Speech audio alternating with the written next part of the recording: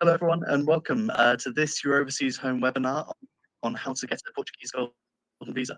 My name is Julian Benson, and I'm a writer here at Your Overseas Home.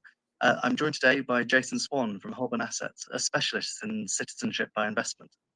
Holborn Assets is a leading financial services company that has helped more than 20,000 clients over the past 25 years.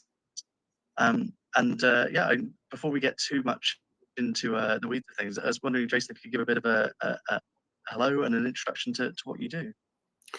Yeah, sure, Julian. Yeah, well, thanks for having me. It's a pleasure to be hosting. And as you mentioned, my name is Jason Swan. I'm one of the senior partners from Holborn Assets. We're a wealth management practice. We look after now around about $3 billion between 26 offices worldwide. And this evening, Julian, we're going to cover off my speciality, which of course is the Portuguese golden visa. Right? I'm based in Portugal. I've been in Portugal now for the past 4 years, give or take. Still very little Portuguese. Almost as bad as my Spanish, where I was before Portugal for 5 years. And yes, hopefully I can add some value to everyone's golden visa journey this afternoon. That's fantastic. Thank you. So really, one of the things, it's easy to focus when we're looking at moving overseas on sort of where you're going to be living and sort of what it's going to mean for your lifestyle and all those sorts of things.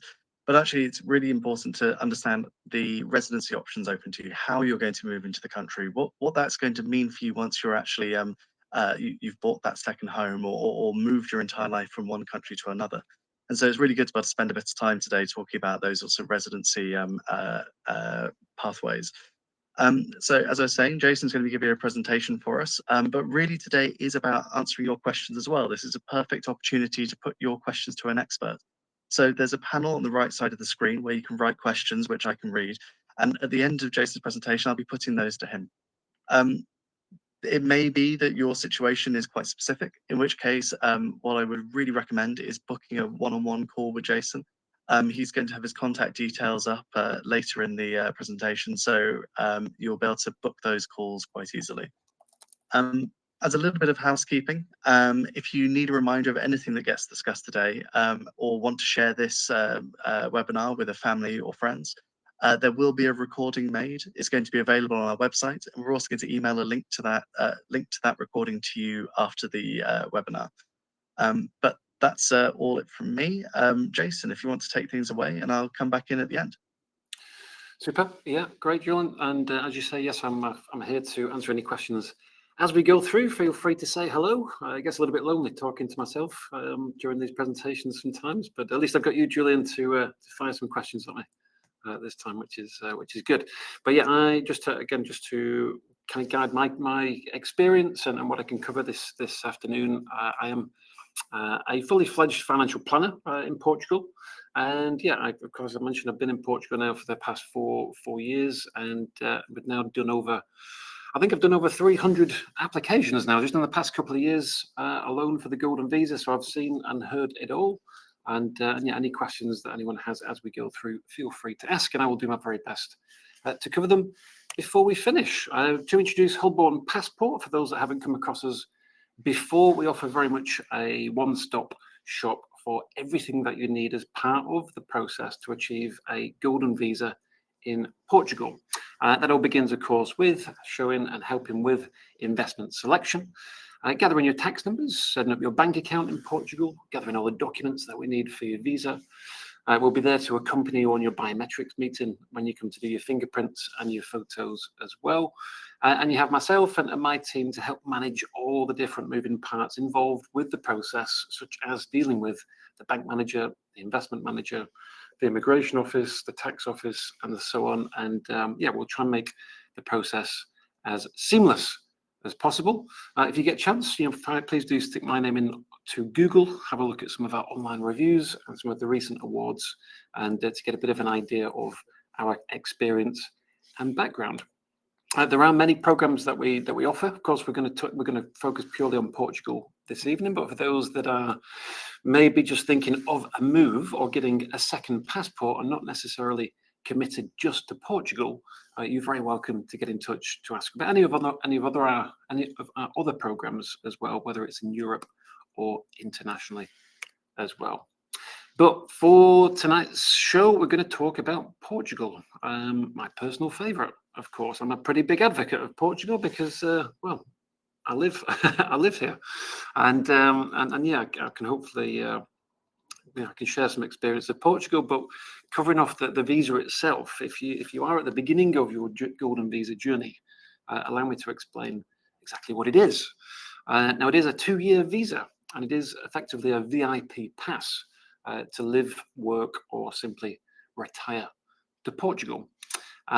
Portugal is Portugal's program is the most popular route into Europe, and as of last month, it is now the only country left in Europe that offers a path to citizenship without the need to physically live and become tax resident in Europe.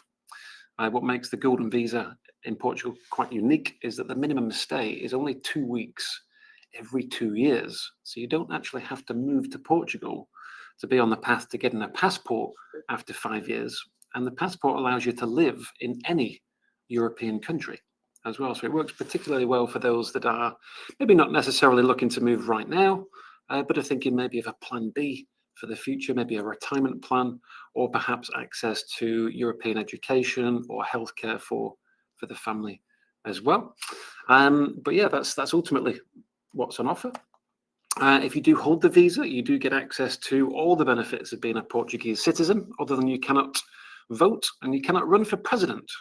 But if you can put aside your political aspirations, you get access to all the other benefits as you would do if you was born in Portugal, including, as I mentioned, one of Europe's top-rated healthcare systems.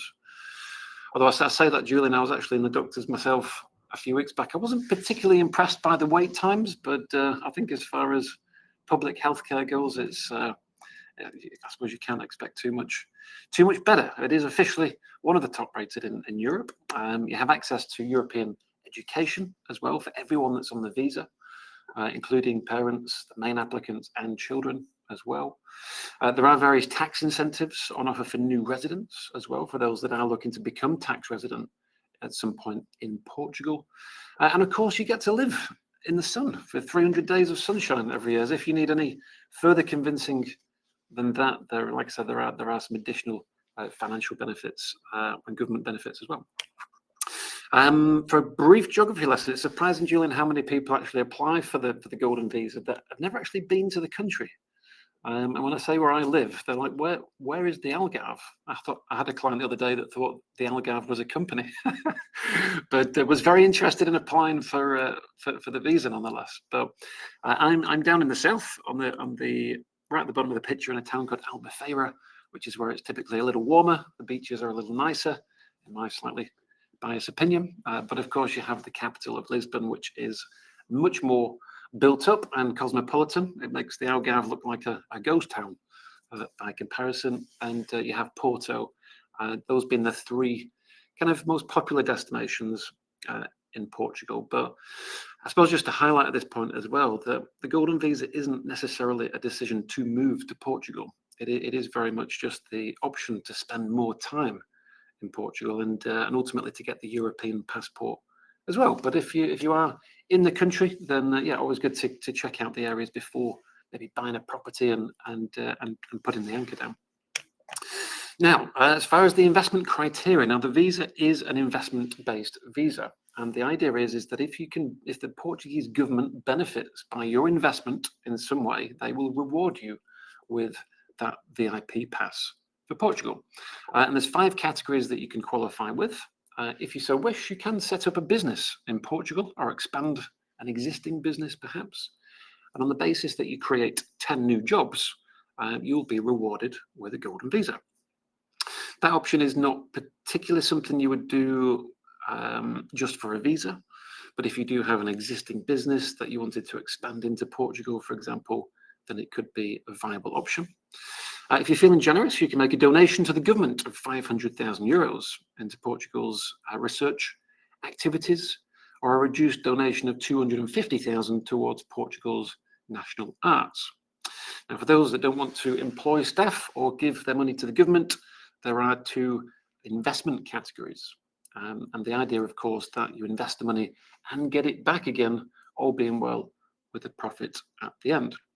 And you can choose from some form of venture capital or investment fund, as long as they meet the rules set by the government.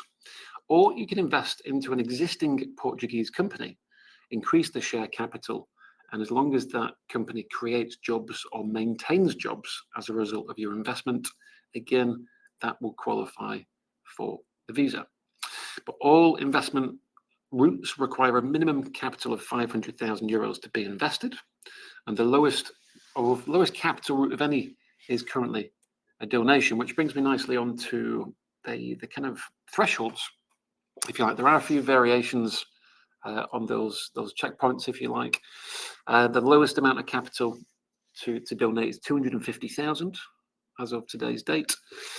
All investments, as we say, is 500,000 that must be invested.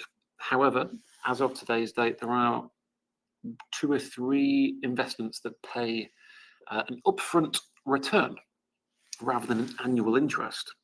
And in some occasions, you actually receive 6 years return all up front, which you can actually use towards the 500,000 euros that has to be invested for the visa. So again, it can be done whereas you can make a profitable investment with as little as 325,000, which consists of an upfront return of 101,000 and the option of a loan of 74,000. And there's different, like I said, different variations of this. But when we talk on a one-to-one basis, naturally we can review different investment availability and we can see, what capital thresholds are needed. But that's how it stands as of today. And you do have my email address at the bottom, of course. So any questions, of course, please do drop them in the chat. But if you don't feel you want to drop them in the chat, you can, of course, drop me a message directly as well. So for some Golden Visa basics. Now, as far as who qualifies, the idea behind the visa is you can add all of the family. It is designed to add 3 generations all into the same application. And that includes parents and it includes children as well. In fact, I've jumped on a slide. We'll come back to this in a second. So as far as family, you can add your husband or wife, you can add your parents, and you can add your children. Children up to the age of 21 do not need any proof of dependency. They can be automatically added as a dependent. If they're older than 21, then we can potentially still add them. However, we do need to provide some proof of dependency, such as enrolment into further education. And the same for parents above the age of 65 can be included. And we can also change who is the main applicant as well. Sometimes, we may add, for example, your children as the main applicant, and they could add you as their dependents, which may allow your grandchildren to be added to the application. So there's different ways to do that. But yeah, I think the most we've ever done on one application, Julian, was 13 people all on the same investment, which was very good value for money. We had to step up on both sides of the family, both parents, both sets of kids. It was very good value for money on that one. But you can't include brothers or sisters. You can't include colleagues. You can't include pets. Although pets can come for free, they don't need a visa. But parents and children we can include. Now, all of those family members must qualify individually as well. So they cannot already have a European passport, first of all. If they did have a European passport, I suppose they wouldn't need the visa anyway. But they must be a non-EU citizen. They must have a clean criminal record as well, or at least a pretty clean criminal record. We have had success with misdemeanors from years gone by, but in the main, you need to have a relatively clean criminal record. Of course, you have to make an eligible investment into an investment stipulated by the rules of the Portuguese government. And the worst part of the deal, Julian, is that you have to come to Portugal as well. You have to drag yourself to Portugal for 14 days every 2 years. And as long as you can force yourself to do that, that is everything that you need to do. There's no age requirements. There's no income requirements. There's no, you don't need to be in a particular occupation or anything like this. It is just those 4 rules and you will be successful for your visa. And I'm firing through, Jim. Let me know if I'm going too fast at this point. I've got lots to cover, so if I'm covering too fast, give me Yeah, Not at all. This is fascinating, and I'm making lots of questions of my own actually. So when we get to the end, we can go into more detail of these things. But this speed is perfect. Super. And this one's a bit of a busy slide, but it just covers off what happens in the background really as we go through the process. Now, we, as I mentioned before, manage all of the different parts between now and when we receive the visa. Step one, of course, if the visa is something that you want to explore in more detail, of course, book a call or get in touch and we'll go through your particular requirements and investment preferences so that we can answer any questions that you have. And once we've done that, we'll begin the process by applying for your Portuguese tax numbers. And shortly after, we'll apply then for your Portuguese bank account, both of which you will need before you can make any investments. And the bank account takes the longest, generally anywhere between 4 to 8 weeks, depending on the bank. So whilst we wait for that, we'll be gathering all the documents that we need for the visa application. Things like copies of passports, proof of address, criminal record certificate, a marriage certificate, sometimes birth certificates. Those being the majority, will of course help you with what's needed and how to get them as well. And approximately 8 to 12 weeks after we begin the process, the application will be submitted. And that is the day of which the 5-year clock then begins to tick towards when we can apply for your passport. And again, it's when you get the passport that you can then live in any European country, not just Portugal. And that law changed last year, actually. It used to be 5 years from when you receive the visa, whereas now it's 5 years when you apply for the visa, making it much faster to apply for citizenship. But once we submit the application, we then wait for your biometrics appointment, which will be the first and only time that we need you to come to Portugal as part of the application process. Again, you'll be accompanied on that day by a member of the team to help with translation, make sure that you're prepared, and try and keep you entertained on what is probably going to be the most boring day of the time that you spend in Portugal queuing at the AIMA office. But you'll be there to do your fingerprints and your photo, ready for your visa card to be issued, which looks a little bit like this one here at the bottom. And it's not actually golden, funnily enough. I actually thought it used to be an actual golden card when when I first got to Portugal, but it looks just like every other visa, but of course with more flexibility than the other visa routes.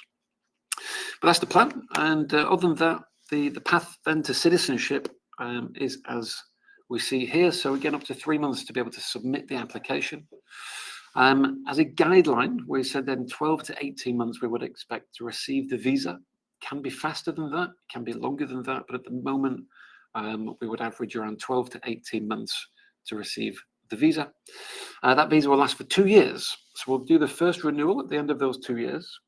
We'll then do another second renewal 2 years again. And around the same time, on the basis that you have learned some Portuguese and you have kept yourself out of trouble and not picked up a criminal record, we can then apply for permanent residency and citizenship at that point as well. Sometimes, depending on the nationality of our client, we may not be able to do a citizenship application with their existing passport not allowing for dual nationality. But for the majority of the world, we generally will do a citizenship application. And then, yeah, that is then mission complete. That's the plan. And once we've got the passport, officially you have the 4th best passport in the world. I can't remember which ones the 1st, 2nd, and 3rd are.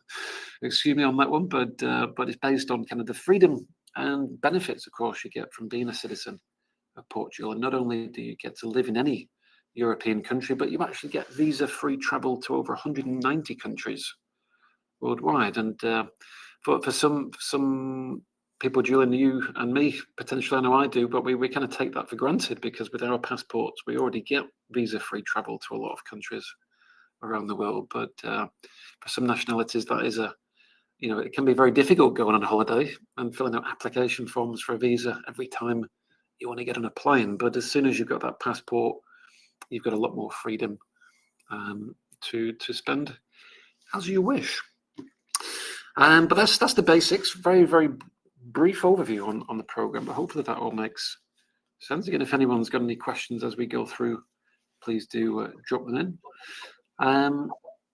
From here, Julian, I'll generally kind of go into a little bit more detail on the investments. Of course, the focus of the webinar is to explain investment options this afternoon as well, but I can jump straight into that if you like, unless you have any questions. With a couple of questions, and then we can roll on to the second part of the presentation. I mean, so one of the things I suppose is when should someone first get in touch with you about a golden visa application?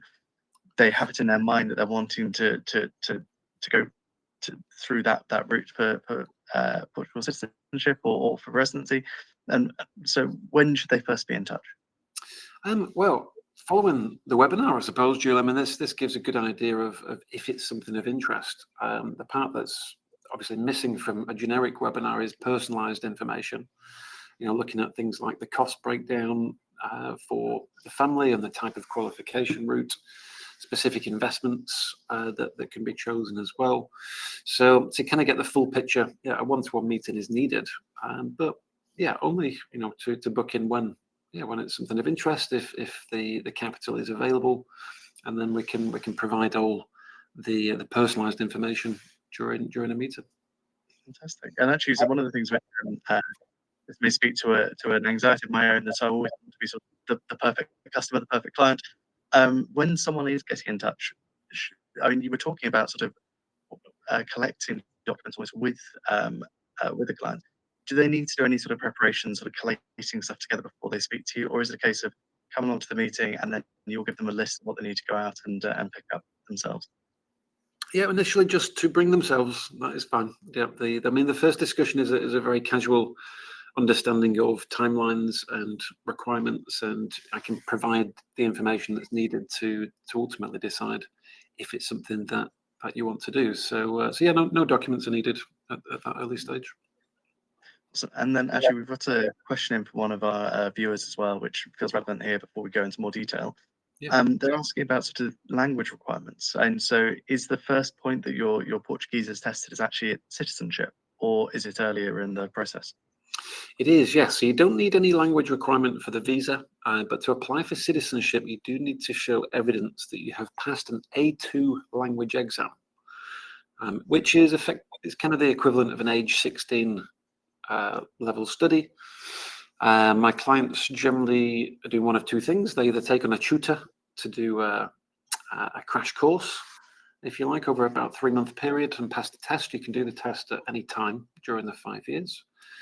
And others are just gradually learning over that time, ready for when they move. And before I forget, Julian, there is something to add at the back of the presentation where we actually can include a tutor for new applications as well as part of a promotion. Actually, that we actually will include a 12-week language course at no extra cost to pass that A2 exam as well. There's just a code at the end of the slideshow to take down. Well, you've already preempted the next question that came in, which was asking if someone could recommend a tutor. So you're already ahead of the game. With that in mind, actually, if you wanted to move on to the next section, we'll collect some more questions in, and I've got some more detailed questions about the sorts of companies you can invest in and that sort of thing. But it may well be that you answer those as we go. Yeah, super. I possibly will do, but we'll see how we go. Okay, and I'll just briefly touch on tax. Not the most exciting topic in the world, but for those that are looking to become tax resident in Portugal, there is a tax regime called NHR, which can potentially give a tax exemption on certain overseas income, such as dividends and rental income. If you are looking to apply for the Golden Visa and become tax resident as well, please remember to ask me about that during the call, and we can talk about whether or not that could offer some benefits as well. But otherwise, we'll jump into what you need to know on investing. So I mentioned before you can qualify with investment funds or venture capital funds. Now there's 4 rules, 4 criteria, if you like, for an investment fund to achieve the visa. In the universe, there are tens of thousands of funds to choose from. However, there is a very small list of funds that will meet the government's criteria to get the visa. Now, first of all, in order for it to qualify, the fund has to be approved and regulated in Portugal by the CMVM, which is the regulatory body. The fund may not directly or indirectly invest into real estate, which is a change that came back in 2023. The fund must at least invest 60% of its capital into Portugal as well. So, for example, you couldn't have a Portuguese fund that tracks the US stock market. Likewise, you couldn't have a US fund that invests into Portugal. You need to have a Portuguese fund predominantly investing into Portugal. And as we covered before, the minimum subscription is €500,000. Number 5 is not so much a rule, but it is best practice to ensure that you have an investment that isn't going to mature before you have your passport in hand as well. It is best practice to make sure you stay invested until the passport is issued, in the event that you do need to do any further renewals of the visa. But other than that, those are the 4 primary criteria. Some general housekeeping. I'm probably saying the obvious when I come to this slide, but bearing in mind those rules, there are not a lot of investment funds to choose from. And if you was to take the visa out of the situation, the likelihood is that Portugal probably wouldn't be the first country on your list to look to invest into. Portugal, of course, is not quite as developed a country as the likes of the US and the UK. And you do need to be mindful over the security of your capital when investing into any investment, of course, but even more so when you're looking to uphold the rules for the golden visa. So always be sure of the security that you have for the capital when you're investing. And of course, where possible, see if the investment has any kind of additional security to see if it is asset backed in any way, which can offer some further reassurance. Different investment funds can tie up your capital for different amounts of time as well. So for the visa, you would need a timeline of around about 6 years. Some investment funds would have penalties to pay if you wanted to withdraw the money before 14 years from now. And again, it's something else to be mindful of when selecting. Portuguese funds can be quite expensive, as well as various different fees to consider, from setup fees to ongoing fees and exit fees as well. I personally don't mind paying fees as long as the fees are justified, but first and foremost, to make sure you have a clear understanding of what the fees are. Ensure you understand how the returns are paid, what the investment risk is. If you are in the US as well, be mindful of the reporting requirements that are required back to the US as a US citizen as well. Not all Portuguese funds are particularly friendly for US citizens.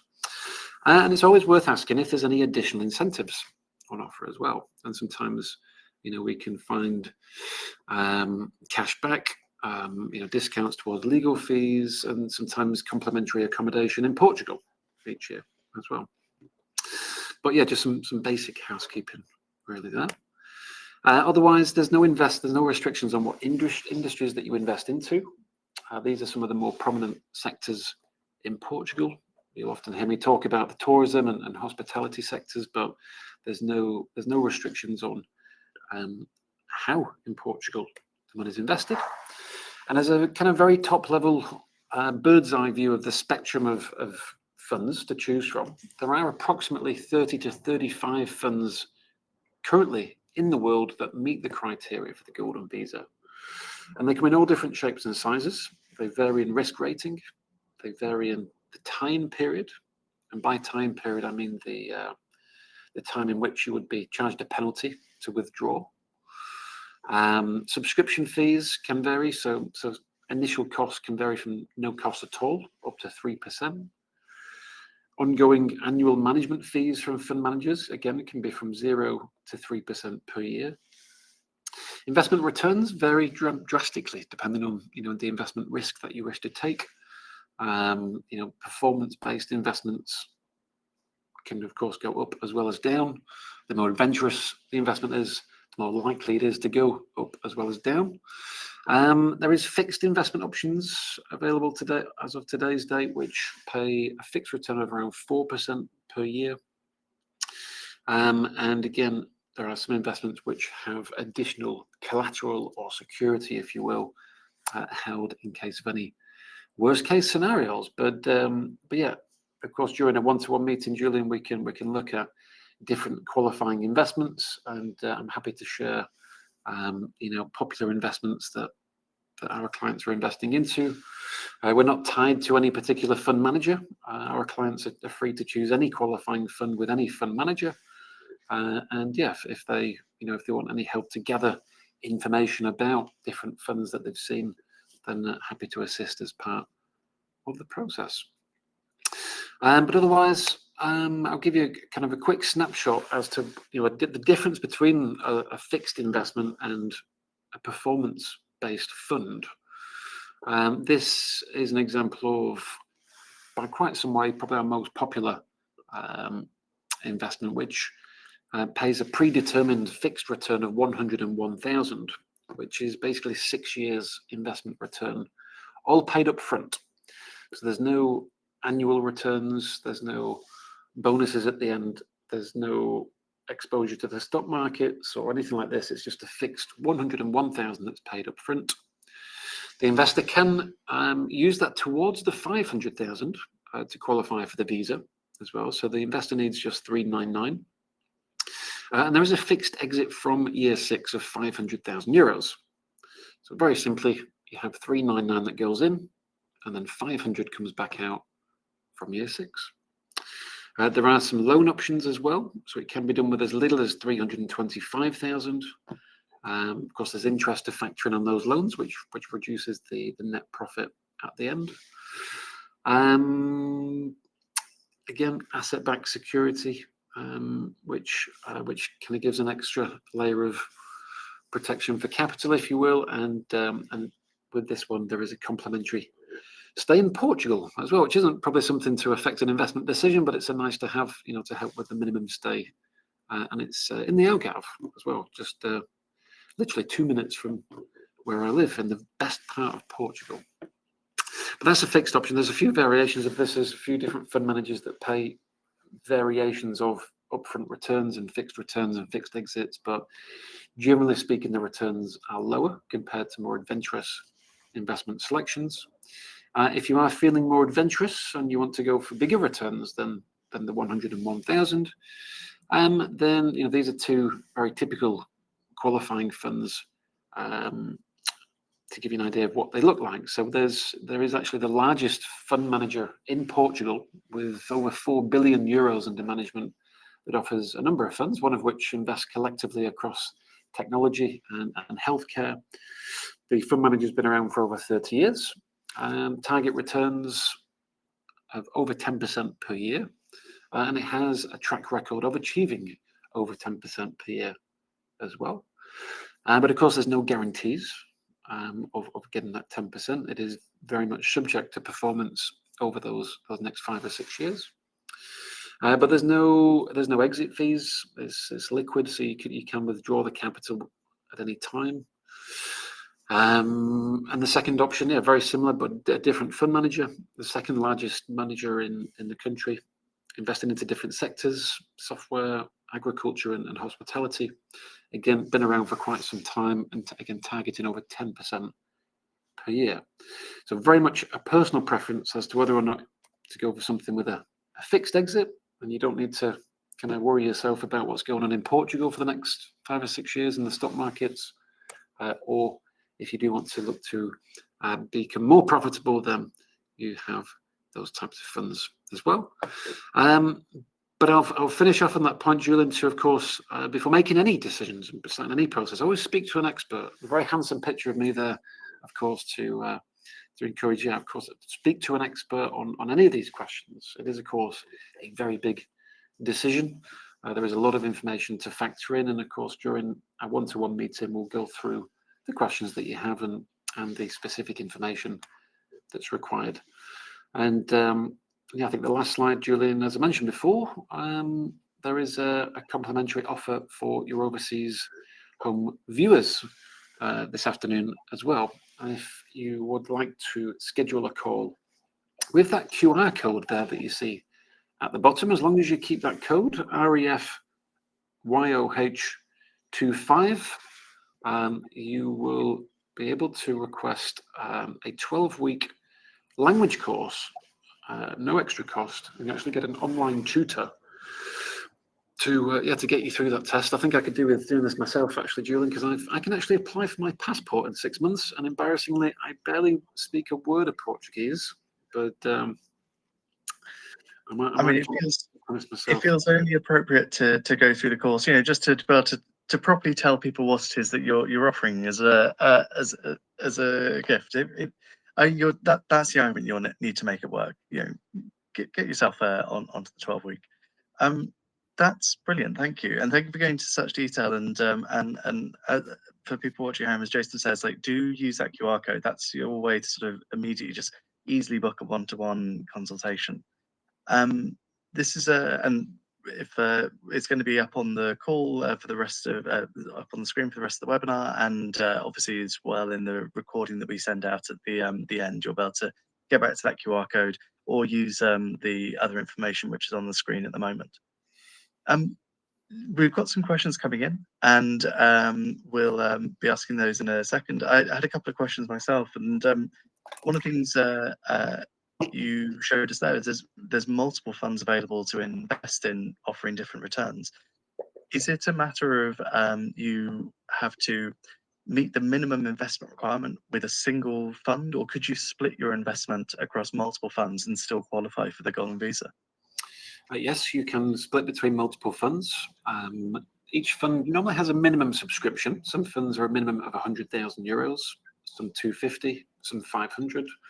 But as long as you meet the fund minimum, then yes, you can choose as many funds as you like as part of the visa. Fantastic. And as well, how tied are you to the result of either the funds or the if you were to do a capital investment in a company, for instance? If over the course of the 5 years that company sadly was to fall into any difficulty, is your ability to stay in the country, your residency, is that impacted by the fortunes of the company?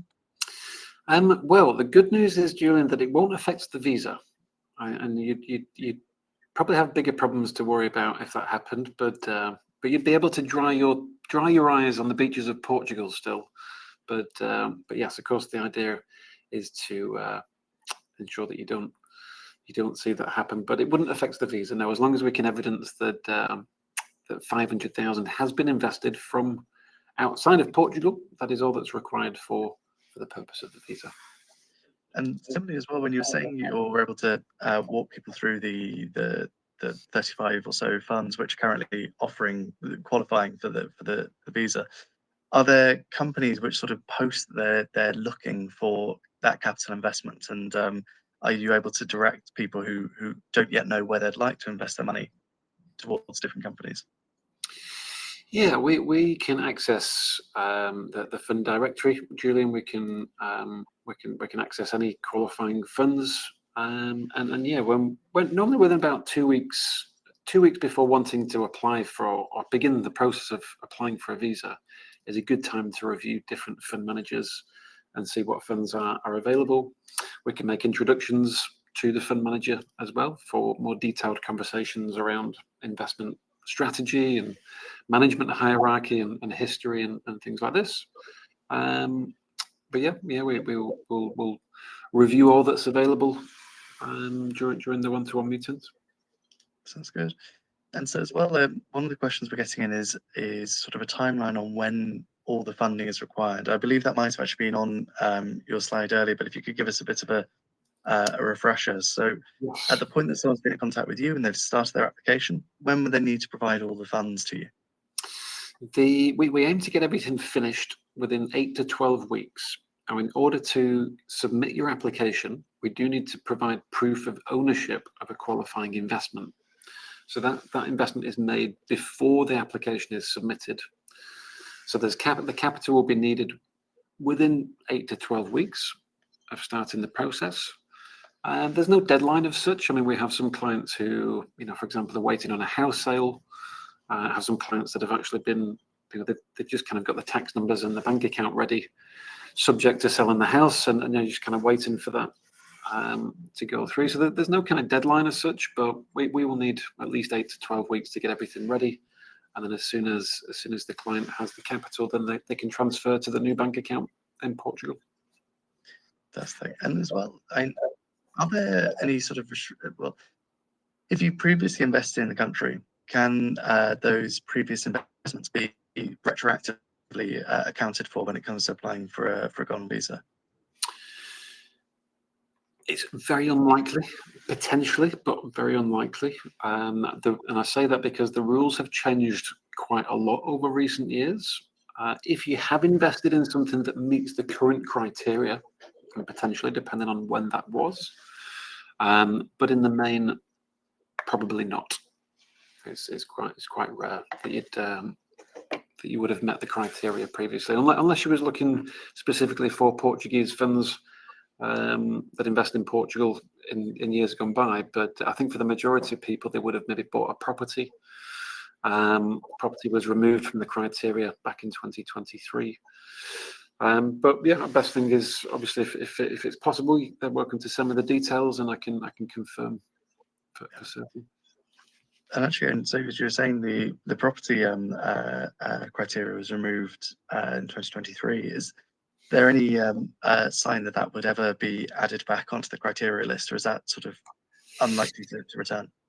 It's a very good question. If you asked me that last week, I would have said no.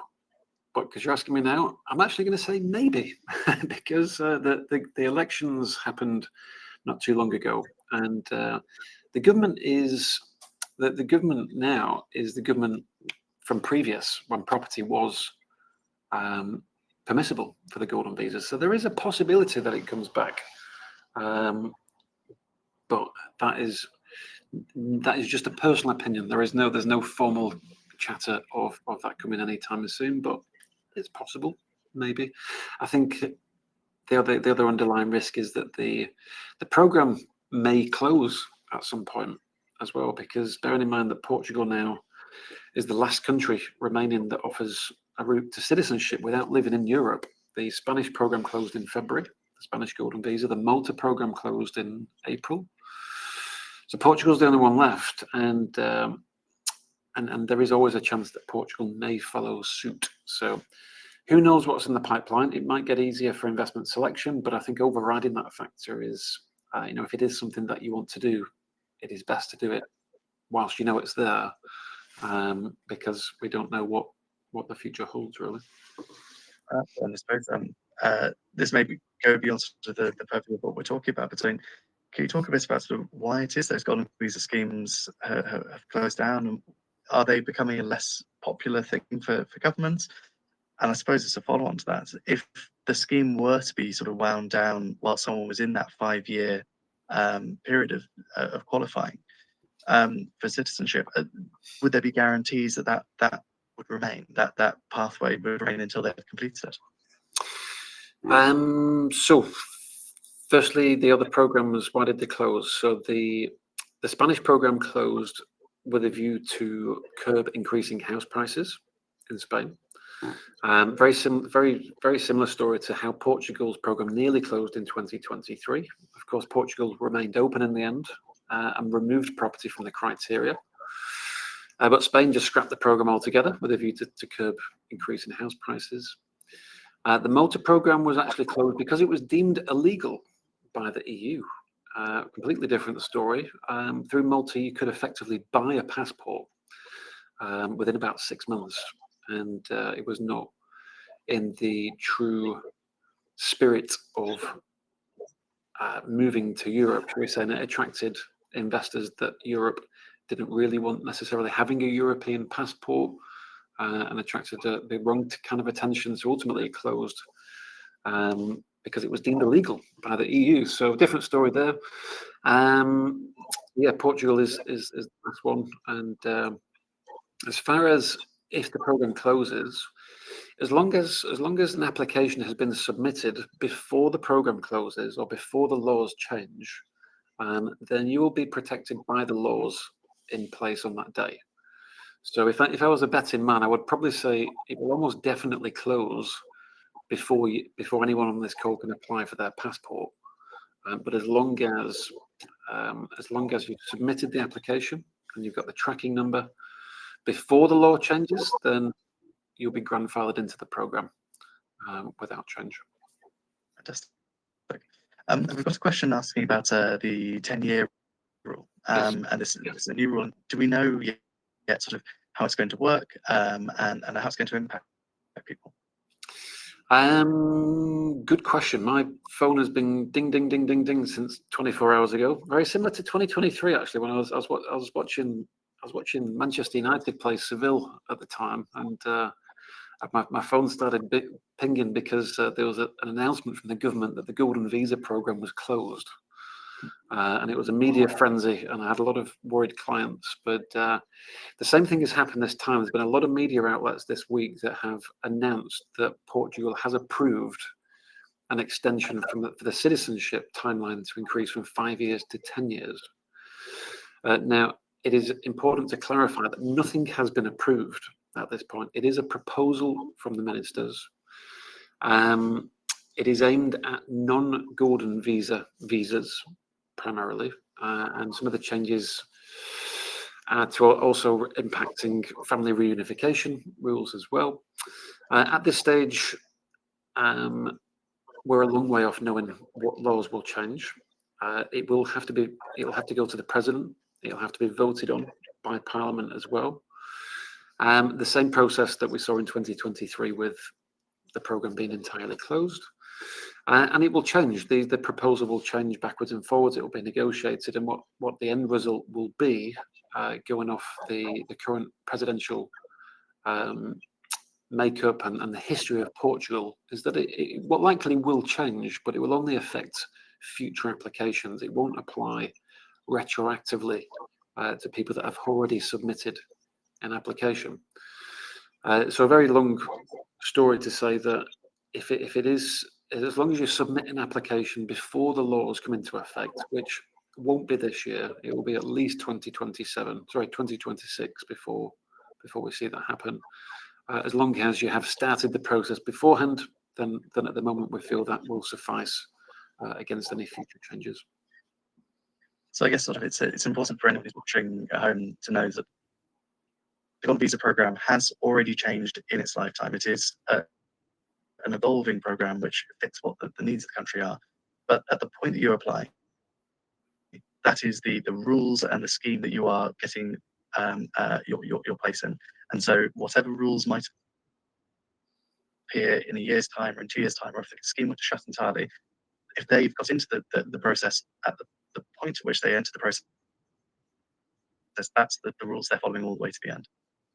Correct, and again we saw the same in 2023 when again property was removed from the criteria, and we had obviously there's thousands of people that had bought a property to get the visa and to get a passport, and there was talk that people wouldn't be able to renew the visas after 2 years, and it was quickly squashed to say that it would go against the constitutional law of Portugal to retroactively affect people that have applied to get a passport and invested in the country to then move the goalposts on them during the process. So yeah, the same will happen this time around as well. Fantastic. And actually, it's also one of the things even just been thinking about since you showed off that scheme, that the most popular of the venture fund investment was it 101,000? Was a fixed. Yes, this one. There's actually sort of, if it's a 5 years investment and then you get your return at the end of the 5 years, at the point that you might then also be applying for your citizenship. If you've been getting sort of accommodation each year and that's your holiday sorted in Portugal, at the end of those 5 years when you're looking to get to get that citizenship, you also just received a £500,000 return, which goes down as a good investment towards a property if you are looking to buy into Portugal. Well, yeah, I mean, just to clarify, it's a 6-year investment term, this one, and at the end of those 6 years, the capital is returned of €500,000, and because there's no further investment requirements once you have the passport, once you have permanent residency. So yeah, at that point, then you're then free to reinvest without any golden visa rules anywhere in the world, however you wish, or as you say, Julian, into a home, as you see fit, really. Fantastic. Just as a shout out to sort of anyone who's really watching at home, if you are wanting to get a question in, now is absolutely the time to submit, because we're sort of coming towards the end of the presentation now. So if there's something you've sort of been holding to, you're hoping was going to get answered, this is a great opportunity to ask it. I mean, in the meantime, while people might be writing these questions, what are one of the sort of either common mistakes or misconceptions people might have about the golden visa scheme? One that comes up quite often is about tax, and if getting the visa or getting a passport means you have to pay tax in Portugal. Certainly for Americans, where they used to being taxed on the passport, it's a question that comes up often. But the visa nor the passport makes you liable for taxes in Portugal. The only thing that will make you liable for taxes in Portugal is when you physically spend over 6 months of the year in the country, regardless of if you have a visa or a passport. Otherwise, the only tax that you can pay is on any income that's derived from within Portugal. But yeah, your tax status does not change with the passport unless you ultimately move and spend at least 6 months of the year in the country. So it's very feasible then that someone could be establishing themselves to apply for that citizenship in 5 years' time, while fully remaining, say for instance in the UK, in the US, their money is just off in Portugal, working for them, but they don't actually need to pay any taxes on that money. That's just sort of almost an investment in their future. Well, that's the idea, yeah. And they will be tax payable on profits, but not in Portugal. It will be likely taxable where the investor is tax resident at that time, but you'll likely still pay taxes on the profits. But yes, unless you're physically living in Portugal, then yeah, Portuguese tax is not something to be worried about. We do need to do a tax return each year, which is part of our service as well. Because you do have an asset in Portugal, we have to submit an annual tax return, but it's a nil return. And again, we'll take care of that when it's needed. So two questions, one which I can answer actually. Ask if the slides will be available at the end of the session. Just to say that obviously there's going to be the recording, so you will be able to skip through the recording to see the slides. But Jason, I don't know if people are booking one-to-ones with you, that they're able to also request copies of the slides. I suppose that's okay. Yeah, whether it's the recording of the slides, yeah, no problem. I know a lot of this, like I say, following a one-to-one meeting, there's a lot more detailed information that I'll follow via email. Regardless, this is a bit more of a brief overview, but yeah, of course, for detailed information, we'll cover that on a private basis.